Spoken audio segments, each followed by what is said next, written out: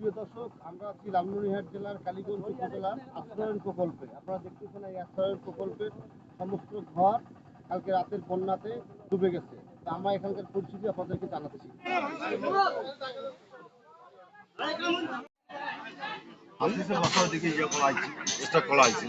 জি।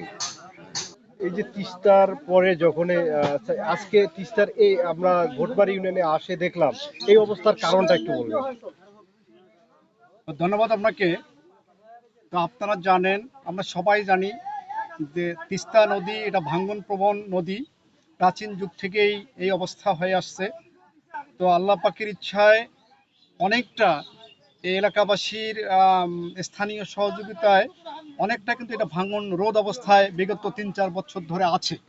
কিন্তু দুঃখের বিষয় হলো যে আমাদের এই উত্তরাঞ্চলে তিস্তা নদীর ভুলনাঘাট পশ্চিমে আমার ভোটমারি ইউনিয়নের এই শোলমারির যে উত্তরে ৬ নম্বর ওয়ার্ডে অবস্থিত এই অবৈধভাবে এই ইন্ট্রাকো পাওয়ার প্ল্যান্ট কোম্পানি নামে যে পাওয়ার প্ল্যান্ট কোম্পানি আছে, এই কোম্পানি স্থাপনা করেছে। তাদেরকে সাধুবাদ জানাই।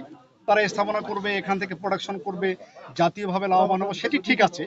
কিন্তু দুঃখের বিষয় হলো তারা এই নদীটাকে তাদের এই কোম্পানির স্বার্থে নদীটাকে উত্তর দিকে তারা কন্ট্রোল করে পুরো নদীর স্রোতটাকে আমাদের যে বসতিপূর্ণ যে প্রাচীন যুগ থেকে যে বসতি যে অঞ্চলটা আছে সেদিকে মুখ করে দিল।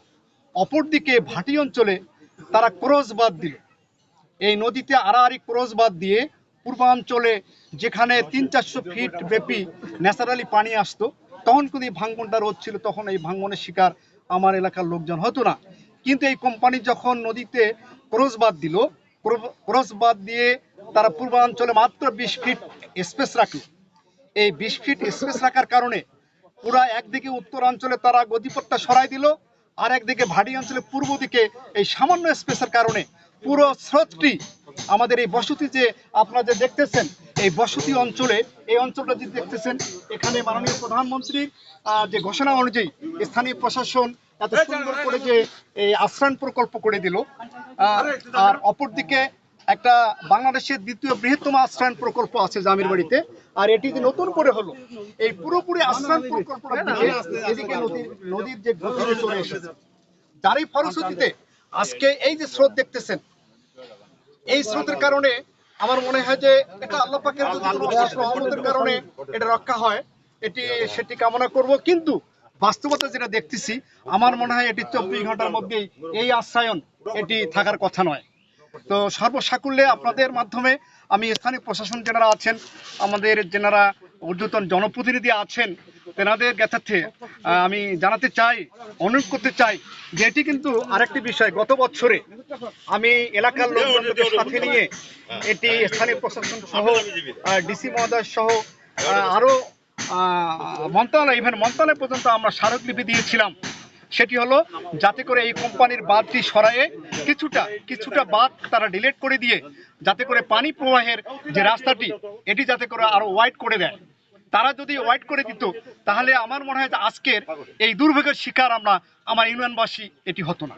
তা আজকে এই মুহূর্তে আপনাদের মাধ্যমে স্থানীয় প্রশাসন যারা আছেন, যারা ঊর্ধ্বতন জনপ্রতিনিধি আছেন, সবার কাছে আমার আবেদন, আমি ভোটমারি ইউনিয়ন চেয়ারম্যান হিসেবে, যে এই মুহূর্তে যদি করে এই ইন্ট্রাকো পাওয়ার প্ল্যান্ট কোম্পানি এই যে বাঁধ কিছুটা হলেও যদি তাদের বাঁধটা ভেঙে দিয়ে পানির যে গতিপথটা সোজা করে দেওয়া যেত, তাহলে হয়তোবা আমাদের এই জামিরবাড়ি এই অঞ্চলটি আমরা রক্ষা পেতে পারতাম আল্লাহর রহমতে।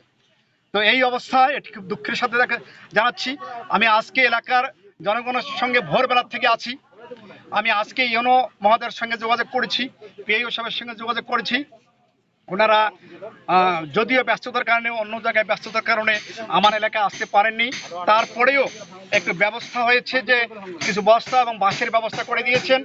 এখানে আরেকটি ভাবে এই শ্যালো মেশিন দ্বারা বালু উত্তোলন করে সেই বালু দিয়ে আমরা বস্তা প্যাকিং করে কোনো রকমে একটা সামান্য আশা নিয়ে আমরা বস্তা ফেলতেছি যাতে করে কিছুটা রোধ হয়।